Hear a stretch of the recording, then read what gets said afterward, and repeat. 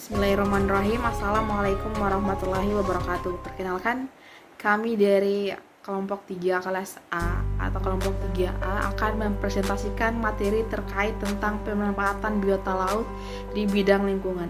Yang mana dalam kelompok 3A ini terdiri dari 5 anggota kelompok. Yang pertama ada saya sendiri, Gustina Abdullah, kemudian yang kedua ada Renata S. Dunggilo, kemudian yang ketiga ada Halif Esoyang, kemudian yang keempat ada Dian Mentari Daud, kemudian yang kelima ada Muhammad Rafli Amroni. Baik, langsung saja tanpa berlama-lama lagi.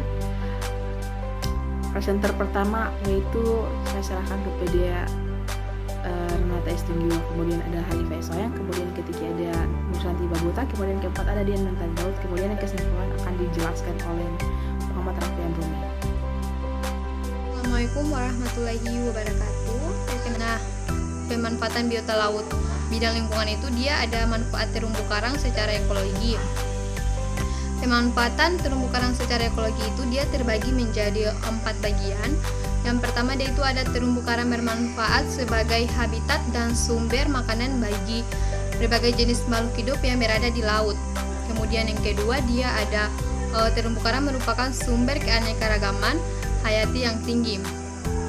Dengan tingginya keanekaragaman hayati yang ada di dalamnya, terumbu karang ini menjadi sumber keanekaragaman genetik dan spesies yang ditemukan memiliki kehidupan yang lebih tinggi.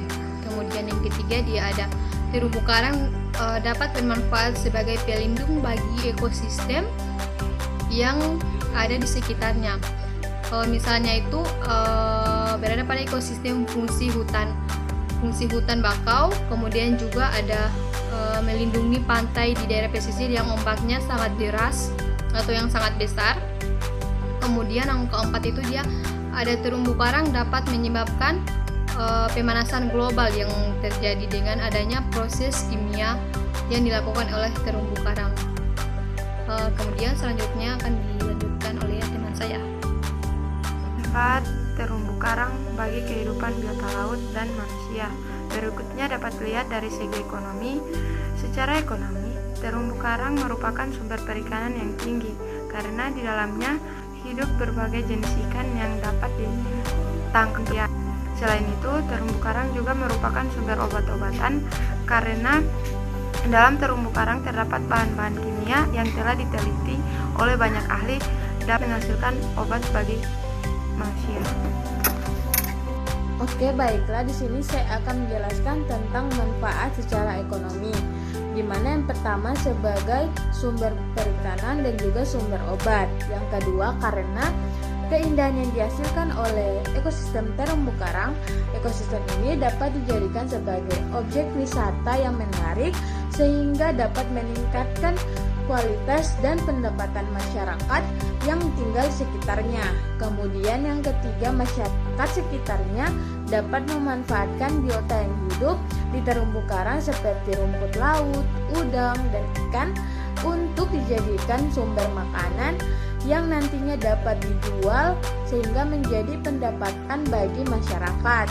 Kemudian yang terakhir, berbagai jenis ikan, teripang, dan juga rumput laut yang hidup di terumbu karang yang dapat dimanfaatkan sebagai bibit untuk dibudidayakan.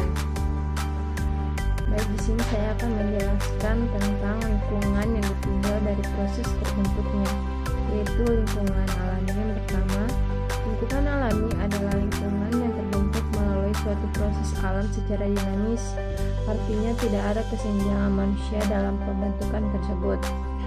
Yang kedua, lingkungan buatan. Sesuai dengan namanya, lingkungan buatan adalah lingkungan yang terbentuk secara sengaja, artinya ada campur tangan manusia dalam proses terbentuknya lingkungan ini. Manusia memanfaatkan bantuan teknologi baik berupa teknologi sederhana ataupun teknologi modern. Baik, dari penjelasan teman-teman saya tadi maka ditarik kesimpulan bahwa biota laut di bidang lingkungan memiliki dua manfaat, yaitu yang pertama manfaat terumbu karang secara ekologi dan manfaat terumbu karang secara ekonomi. Nah, dalam terumbu karang secara ekologi ini, terumbu karang bermanfaat sebagai habitat dan sumber makanan bagi berbagai jenis makhluk hidup di laut. Kemudian terumbu karang juga merupakan sumber keanekaragaman hayati yang tinggi. dan bermanfaat sebagai pelindung bagi ekosistem yang ada di sekitarnya. Nah, kemudian manfaat secara ekonomi ini yaitu yang pertama sebagai sumber perikanan dan sumber obat. Kemudian karena keindahan yang dihasilkan oleh ekosistem terumbu karang ini dapat dijadikan menjadi objek wisata. Nah, kemudian masyarakat sekitar juga dapat memanfaatkan biota yang hidup di terumbu karang seperti rumput laut, udang, ikan, dan untuk dijadikan sumber makanan yang nantinya dapat dijual. Nah, kemudian biota laut di bidang lingkungan juga dapat ditinjau dari proses terbentuknya, yaitu ada dua. Yang pertama lingkungan alami dan lingkungan buatan. Nah, lingkungan alami itu adalah lingkungan yang terbentuk melalui suatu proses alam secara dinamis. Nah, artinya tidak ada kesengajaan dari manusia. Nah, kemudian lingkungan buatan ini secara sengaja, artinya ada campur tangan dari manusia dalam proses pembentukan lingkungan ini. Nah, itulah penjelasan dari kelompok kami. Lebih dan kurangnya kami mohon maaf. Wassalamualaikum warahmatullahi wabarakatuh.